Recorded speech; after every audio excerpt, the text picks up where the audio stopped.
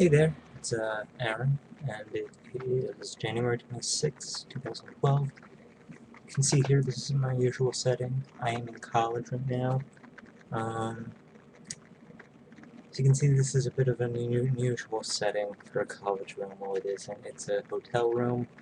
I'm rooming here over at a place called the Ramada for my sophomore year, so that's why everything looks like this, right?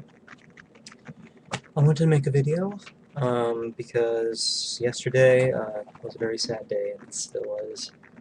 In case you haven't heard, uh, co-founding member and guitarist of Riot, Mark Reale, passed away after a long battle with Crohn's disease. I am very saddened by this news. Mark was a great guitar player, and I really like the music of Riot. Unlike my other videos, I do not have my collection with me, so I've decided to use my iPad to show you pictures of the album covers, and I'll give you critiques of each of the albums that I have. So, let's try this. Now, if you don't know who Riot are, they were formed in 1975 by Mark Reale through a bunch of lineup changes until, they just kept on going, and they made a few really good albums, and they just kept on going, and Mark was the only constant member of the band, and so, just get into the albums right now. First we'll start with their debut album here. It's called Rock City. Here's the cover. Alright, Rock City's a very good album. It's a very good debut. It's a little bit, production is on the weak side, but, I think they were trying their best to make a good album, so Rock City's a very good album. I like the songs Warrior and Tokyo Rose. Very good songs. So, their second album, Narita, it's right here. They get stuck with really bad album covers. The seal mascot is supposedly named Johnny, from what I've read. But Narita, much better than the debut album, although Rock City's a very good album, but I like Narita better. It's much heavier, much more hard rocking, and I love the song Road Racing, and I like the self-titled track, which is just instrumental. It's just Mark doing his thing. Very good album, Narita. We come to, hold on here, Fire Down Under.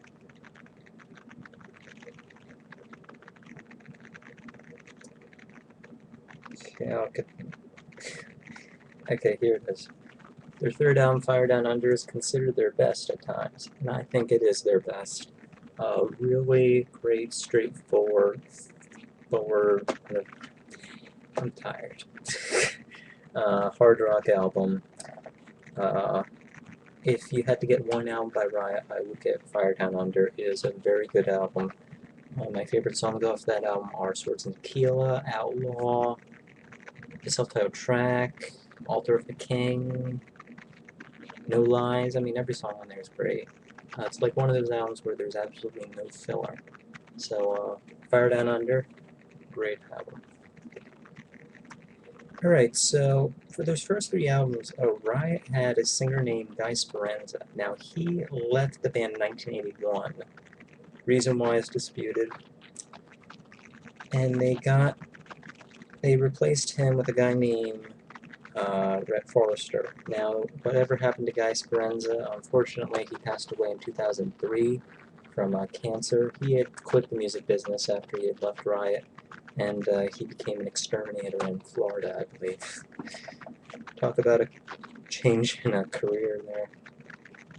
So, the first album they made two albums with Rhett Forrester. The first of them was Restless Breed.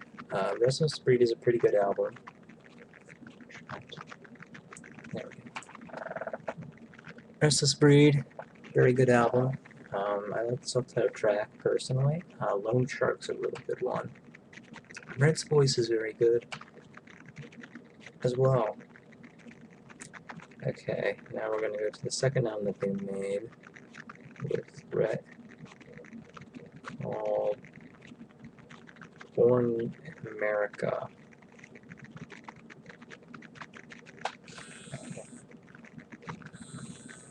Text message. Trying to do this video without any problems. There it is. Right. Born in America is a very good album, very hard rocking album, and I really like it.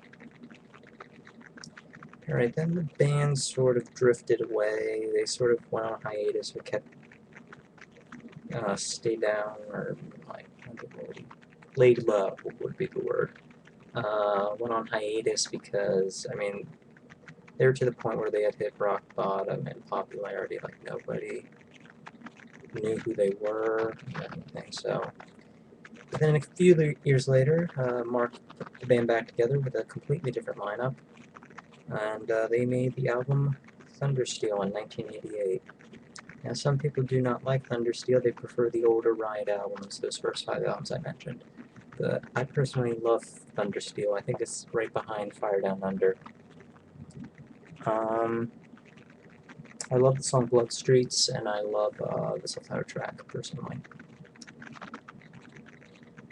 Alright, then they made... And they had singer Tony Moore with them.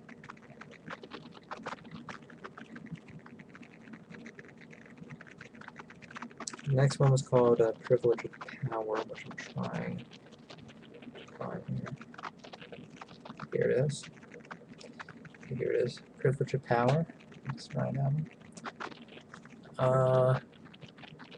Very different from Thundersteel. Bit experimental, bit progressive, but I really like it. The albums after that, I mean, I don't have any of them from the 90s, Nightbreaker or any of those I don't have. But the band kept going through changes, and I do have the live album Shine On, which is a very good album.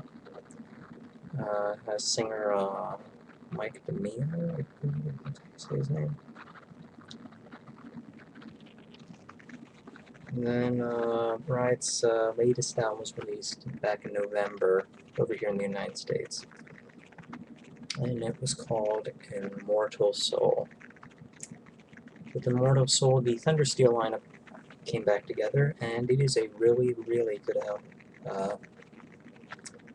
And that's all I gotta say about Riot. They're just a really, really great band, and it's such a shame that Mark passed away. Also forgot to say that the singer Rhett, the guy who replaced Guy Speranza, he was murdered in '94. You can go look that up. But the reason why I'm making this video is because of Mark Reale. You know, the guy was a great guitar player. Without him, there would have been no Riot.